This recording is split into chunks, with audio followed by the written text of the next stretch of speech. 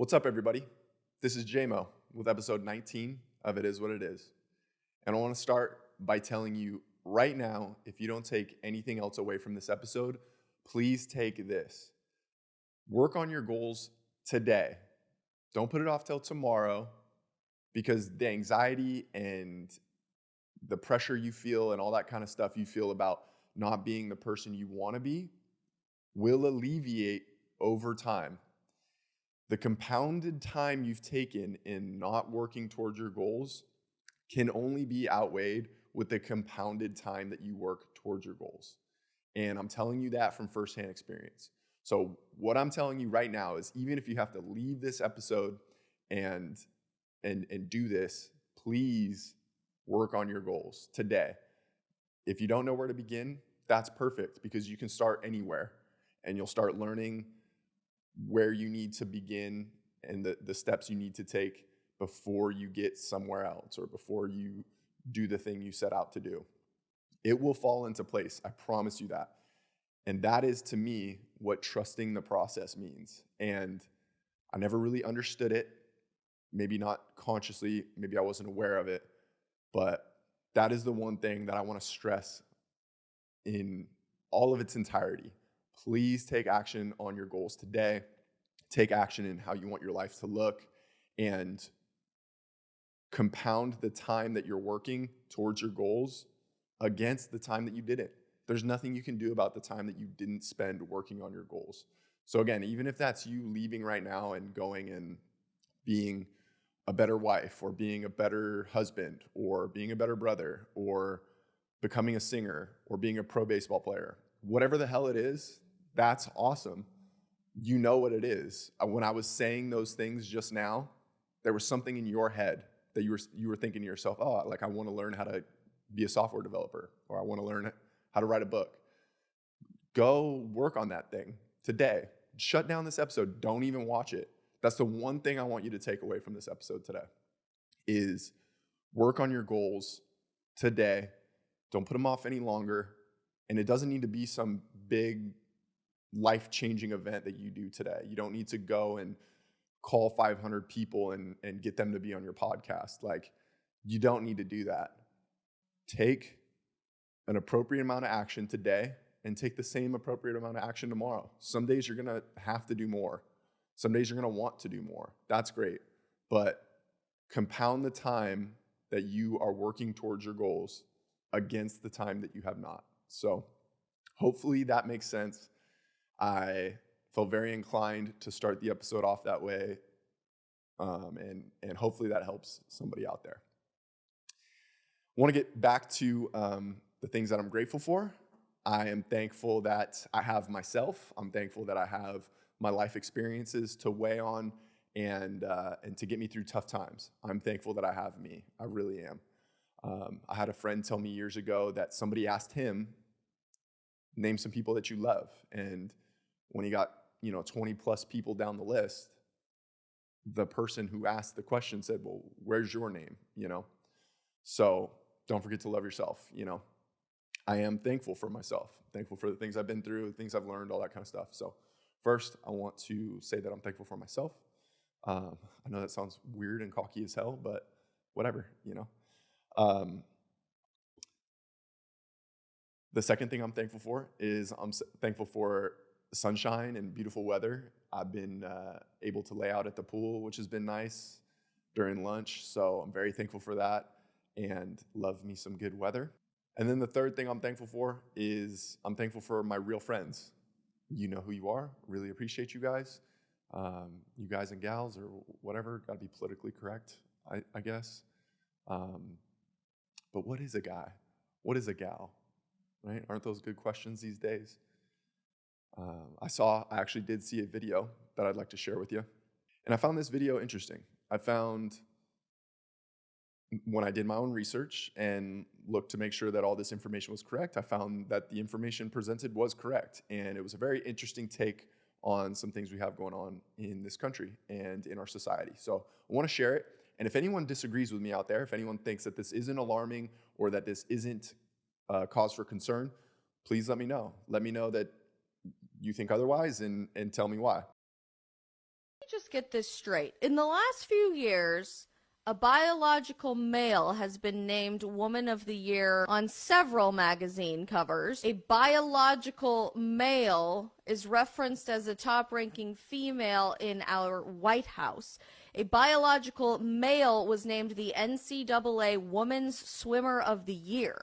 A biological male is making tens of thousands of dollars being the face of womanhood for Nike, for Tampax, for Bud Light, for Kate Spade, and countless other companies. A biological male took home the award for Best Actress at the Golden Globes. Are we really still trying to make the case that feminism supports women when the feminists are completely silent and or cheering on biological men taking over the space of women? Somebody spell this out for me. Yeah, like I said, very concerning, very odd as well.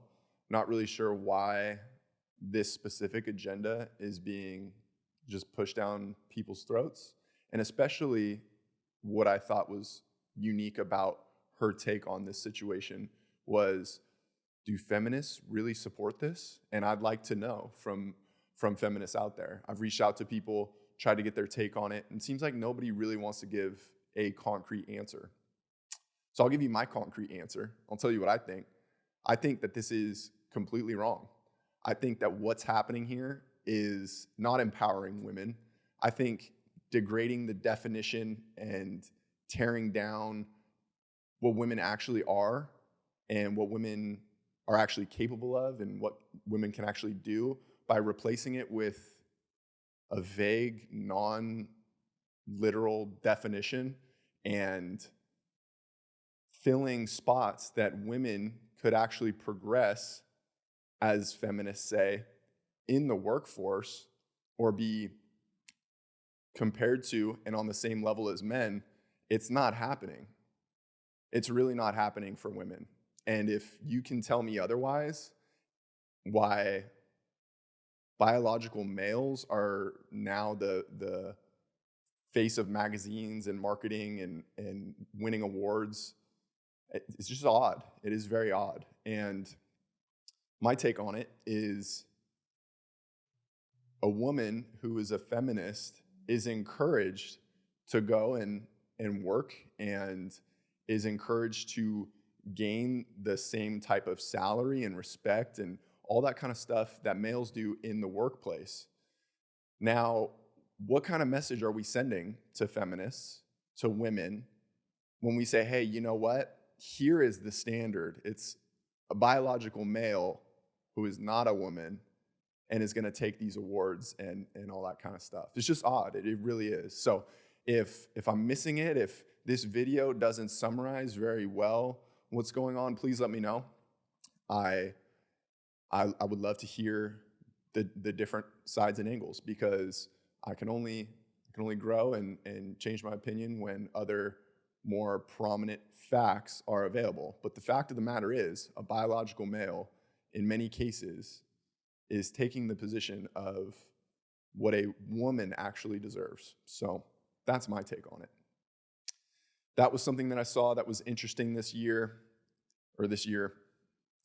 last week, and I wanted to share it with you. Something that I saw that was pretty funny, to kind of switch the vibe here. Go Amazon. Was this Amazon delivery guy. He's delivering a package when there's like a full-on, Oh my God. there's a full-on like cop bust or something going on. Give us There's, the package, bro. dozens of What are you cops there, and he doing? doesn't care. He's walking up to the house, delivering the package, doing his job. And I just think that Amazon if is the more of those shit. Let me take a biological picture. males could It just made it there. keep their package and stay out of, the biological women's awards and accolades, When you serious that'd be about great. your work. This guy knows what to do with his responsibilities with his package. So shout out to this guy. Go What I really want to Amazon. know is What's in the box? That's really what I want to know. Like, somebody tell me. What's in the fucking box? Because I think that's hilarious. I really do. And the last thing that I saw that I want to share with you guys this week was Joe Biden. My heart. There's nothing our nations can't achieve if we do it together. I really mean it. So thank you all. God bless you all. Let's go lick the world. Let's get it done. What does that even mean? And why does he sound like he's talking from his deathbed? That guy does not sound okay. And what's insane is he is our president. That he's going around and he closed his speech with, let's go lick the world. Which, I mean, concerning. What are you talking about, man? Are you talking about like giving him a licking, like in a fight? Like I've heard that phrase. And if you're trying to say that, that's still concerning. Why are you talking about going and licking the world? But what I really think is what happened is he just isn't mentally there. I think he's so gone that he said, let's go lick the world. And God only knows what that means. So somebody help me on that. This guy's our president of the United States. We're supposed to hold so much respect for that position. And this isn't even the worst of Joe Biden's performance. We could go all day and just look at the absolutely insane things that he has said, the things that make no sense. And I mean, I'm not one to talk. I'm always on here making 0 sense. So I can't really talk, but at the same time, I'm not telling you to go lick the world if you really think about it. So somebody go check on Uncle Joe because the dude's done. There's absolutely no way he can run in 2024. They've got the most bogus charges against Trump that I have ever heard of. And our country, it's so concerning where our country's at. We got women with packages who shouldn't be women. We got dudes delivering packages when they shouldn't be delivered. And then we got Joe Biden, who just wants to lick the world. So, yeah, that does make me confused and concerned for the world because that's where I'm at. But yeah, don't know what to do with that. I mean, even just talking about it, it seems like a dream. Like, is this our real life? Is this reality? It's kind of tough. But with everything going on, with the craziness in the world and Joe Biden wanting to lick the world and things not really making sense lately, it has reminded me that what I really want for my life, outside of my goals and aspirations and all those things, what I really want and what I'm very hyper focused on right now is spending time doing the things that I love and spending time with the people that I love. I have been working harder to make a more quality effort, and I hope that you do the same. I hope that that's one of the things that you take away in this episode is to do more of the stuff you love doing and do it with the people that you love. The second thing that I was reminded of this week, or a lesson that I relearned, was that when I compare myself to other people, that's right where I lose. When I compare myself to other musicians, other podcasters, whatever it might be, that's the moment that I lose because every situation is different. This should also be another reason why you start chasing your goals today. There's no reason to look at the people in your field in which your dreams lie and say, hey, they're already so successful, I can't compare with that. We can't compare with that today, for sure, by all means. But you've only got today to work towards that if that's what you want, right? If you want to be somebody who's making furniture and doing woodwork, great. Maybe you can't compare with the person who's been doing it for 20 years, but you can put in 20 years, and I feel like you get it. But there's no reason to compare yourself to others. I remember in this book, it's called Tribe, and I forget who wrote it, but something that stuck with me and will stick with me forever, and I think I might have mentioned it on this podcast, was that alone, a human being can feel hungry. Alone, a human being can feel cold. But it is only in comparison to other humans that somebody can feel poor, or that you're lacking something. So that always stuck with me, and I try to remind myself that I don't really get too far in comparing myself to others. So that's the second thing that I want to remind everyone and remind myself of. And then the third thing that I want to remind you guys of, remind myself of, was something that was actually profound this week for me, and I'm very thankful for it. I think that it was something that I desperately needed, and when I realized it, it was very helpful for me, for sure. And that is that when I drink in excess and I get drunk, I never feel good. I never feel good in the moment. I never feel good the next couple of days. And that's not entirely the issue that I'm trying to stress here.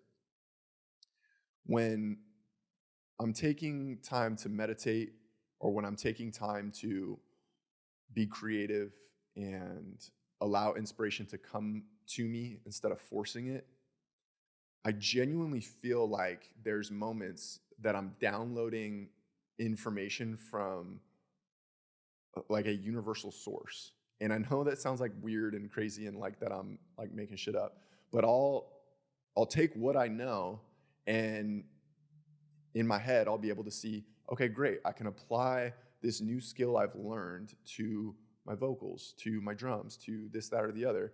And now I can change that in a way that benefits me. And I start to see how things break down and how things work.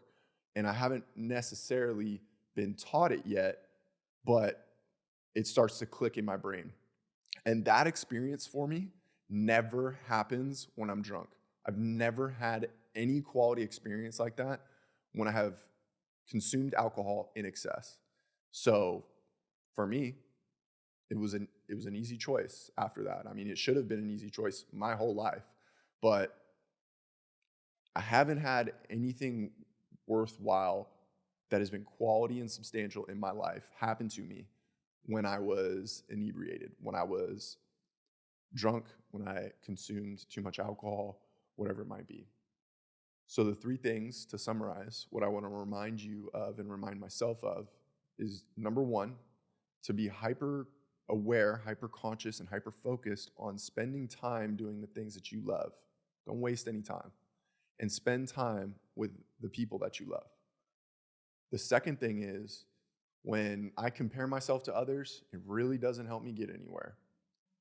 All I can do is compare myself to yesterday. And you've got to trust the process. If you're comparing yourself to somebody else, that is invalid.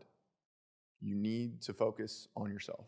And the third thing is figure out what's working in your life and what's not. What I know isn't working in my life is alcohol. Definitely in excess. I've been tossing it up and down of not even drinking at all. So those are the three things. But I hope you had an incredible week, and I hope this podcast has helped you in some fashion. And this has been episode 19, and I'm really looking forward to episode 20. So y'all take care, be good, and I'll talk to you next week. All right, later.